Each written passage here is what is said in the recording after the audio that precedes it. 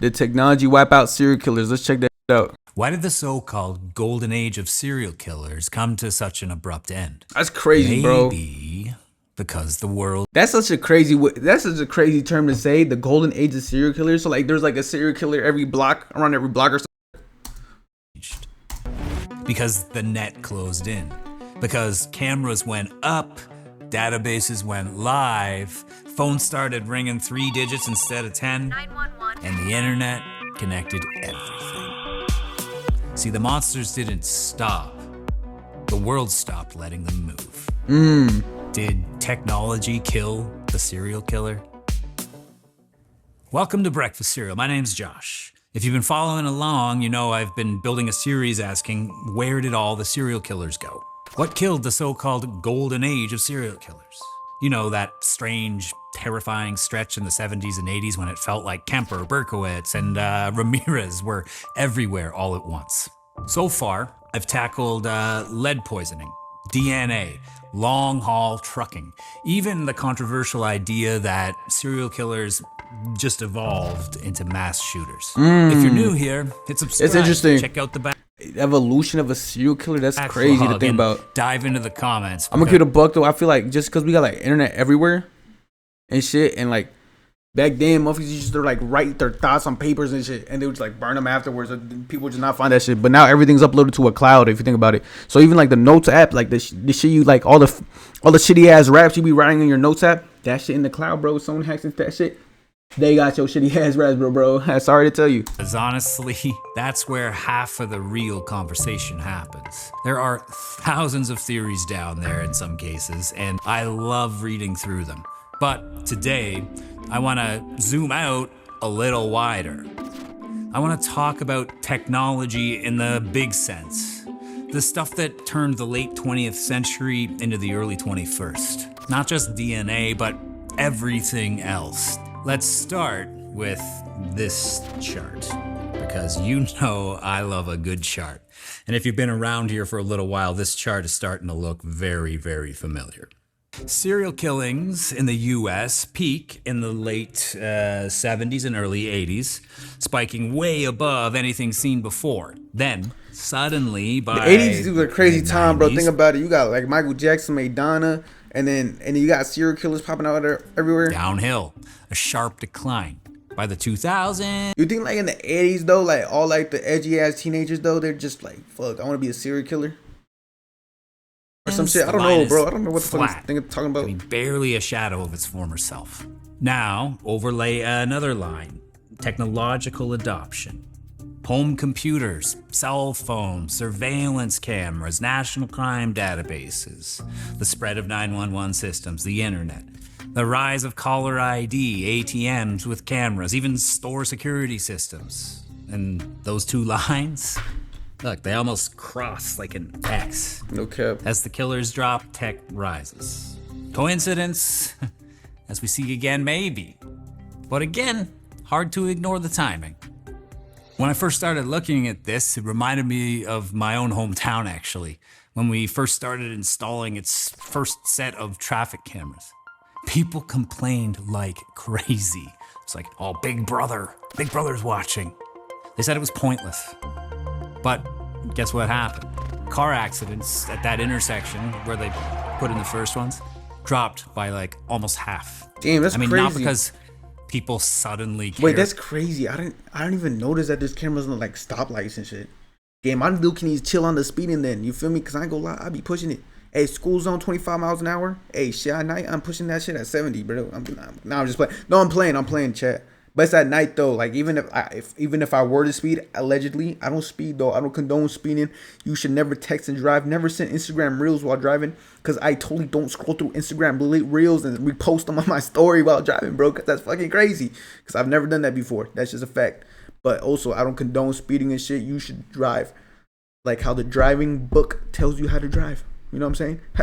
You know what I'm saying? We don't condone any illegal activity over here. But let's say in GTA, hypothetically speaking, in my dream, if there's a school zone and it's 11 p.m. at night, and it's a 25 mile per hour shit, a motherfucker might go like 50, 40.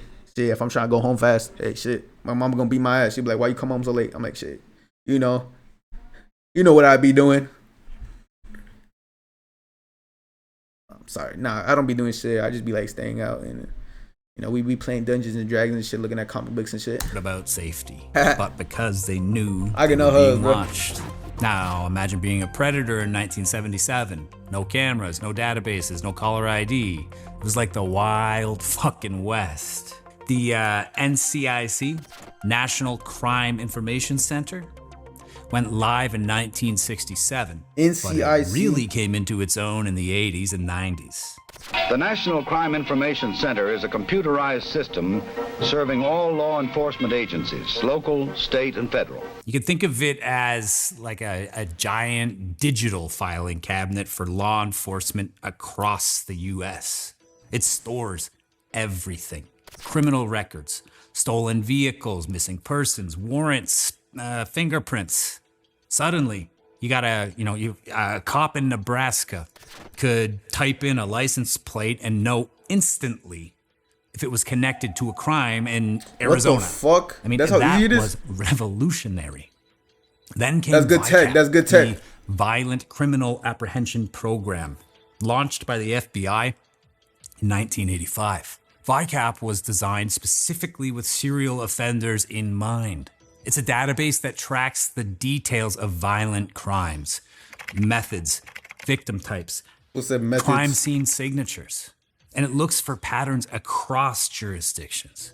So if a strangulation in Kansas looked eerily similar to one in Oklahoma, VICAP could flag it. Before that, those cases would have lived and died in separate filing cabinets. I mean, that seems absolutely huge. No, that's Don't good you tech. think? That's good tech. I mean, even if it That's wasn't good tech. perfect, and VICAP especially struggled in the early years because not every department was using it properly or reporting it. It was the beginning of a net, though. A net that got tighter every single year. I dropped my pen. Let's talk about cameras.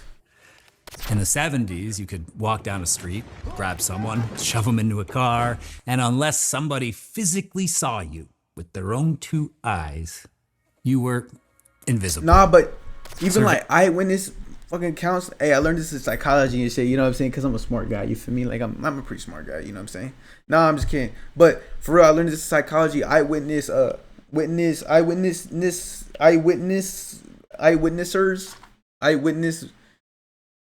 Eyewitnessers. The fuck? Eyewitnessers. What the fuck am I? Oh, what the fuck am I talking about, bro? Eyewitnesses. They're like irreliable because like the police officer could be. The eyewitness could see someone white doing a crime, but then the police officer could come back and like, hey, bro, he was Mexican though, huh? And the eyewitness was like, well, thinking back at it, he did look like a little ja. You know what I'm saying?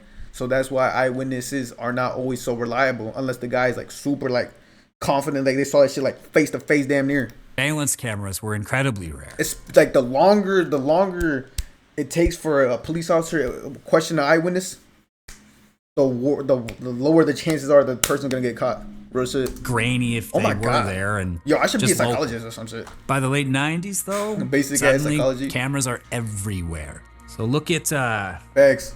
Israel Keys. He thought he was smarter than the system. He planned meticulously, stashed kill kits across states, went to kits? extraordinary lengths to This fool got a loadout ready to murk people. beat the system and go undetected.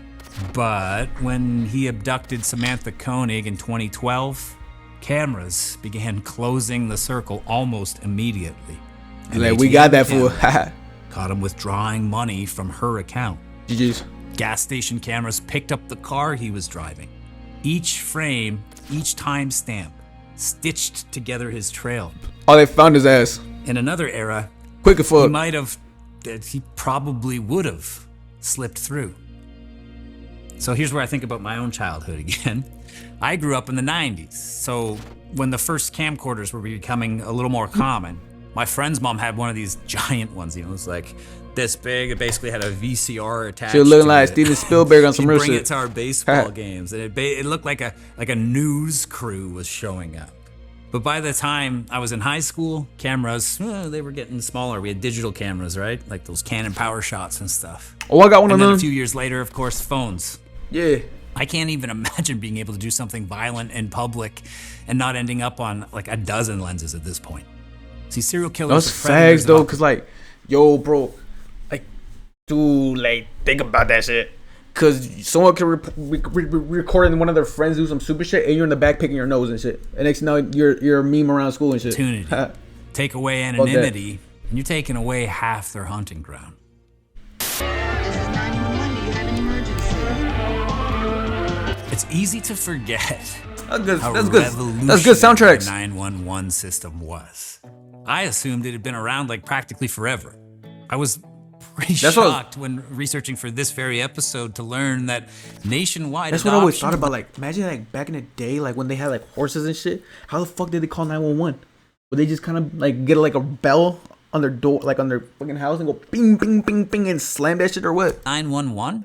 That didn't even start until the 80s. And it wasn't even until the mid 90s that it was like standard. Before that, you had to find a landline, know the number for the local police, and like pray to God and hope that they picked up. That's fucking wild. Oh, he's having a heart attack. Quick, somebody call 555-737-2768. Oh, what the fuck? Like, Jesus. Damn. Now add caller ID. Before the 90s, a guy like BTK could torment the police and victims' families even. Endless anonymous phone calls. Technology finally broke that tool too. I mean, imagine a serial killer somehow missed that memo. Like, imagine BTK. Hello, this is BTK calling. Says here this is Dennis Rader.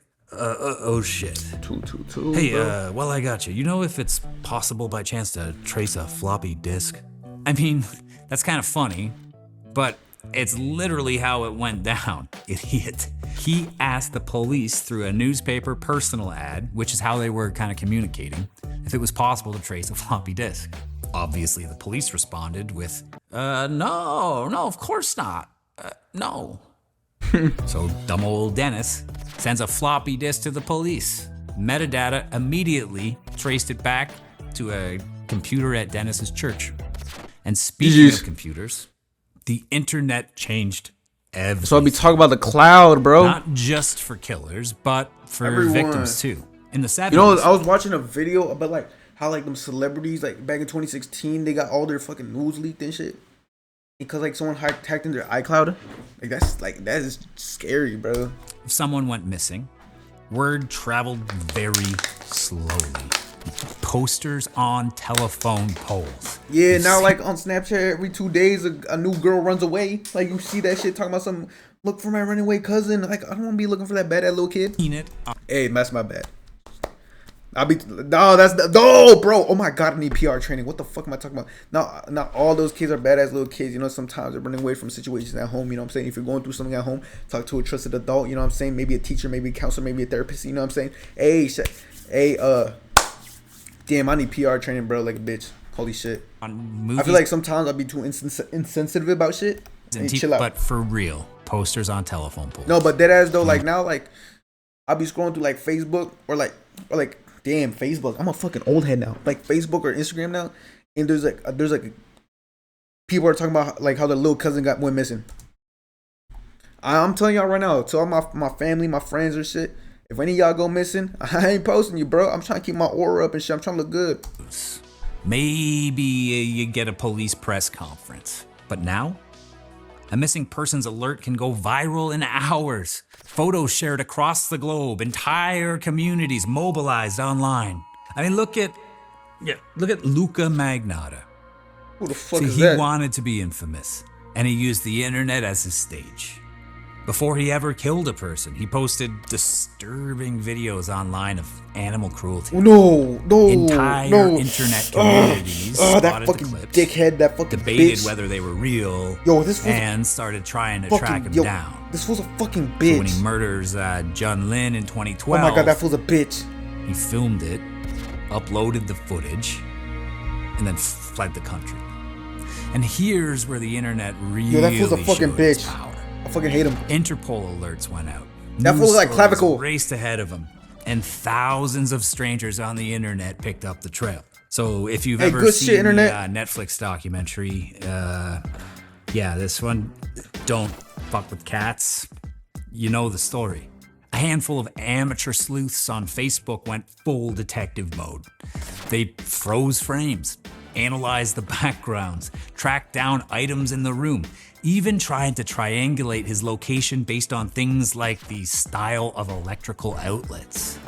See, for better or Damn. worse, the internet made it Hey, possible shout out to for my the cat average people person out there. Y'all the real to play MVPs. detective. I And fuck with it's cats. not always a I good fuck with thing. the Vigilante naked internet cats, the hairless cats. investigators can easily misidentify people, ruin innocent lives even. But Yo, that's good. in That's good. Magnata's case, Good it tech. created a pressure cooker.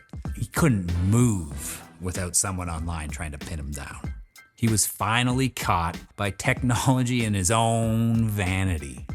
He went into an internet cafe in Berlin, logged online to read stories. What do you think he was reading about? Himself. No way. The That clerk fool's a fucking recognized narcissist. him, called the police, and the net.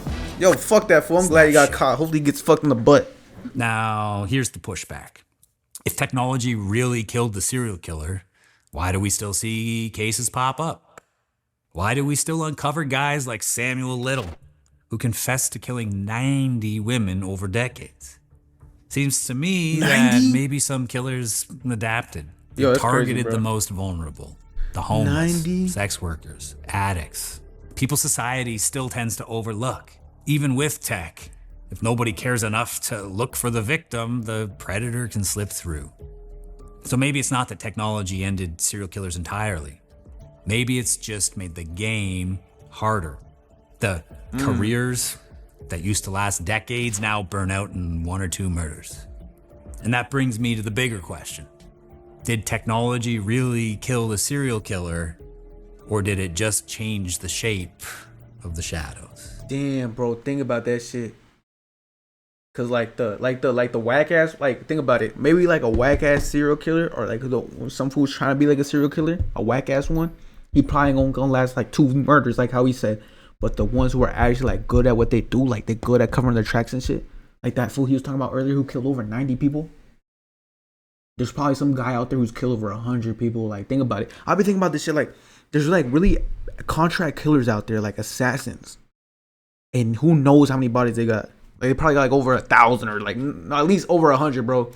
If they make Because that shit the every full time time, we cause like, they gotta have Build a like, new wall. and it has to be somebody they don't even expect, like a CEO or some shit. Predators find a crack. DNA, Some, like- databases, cameras.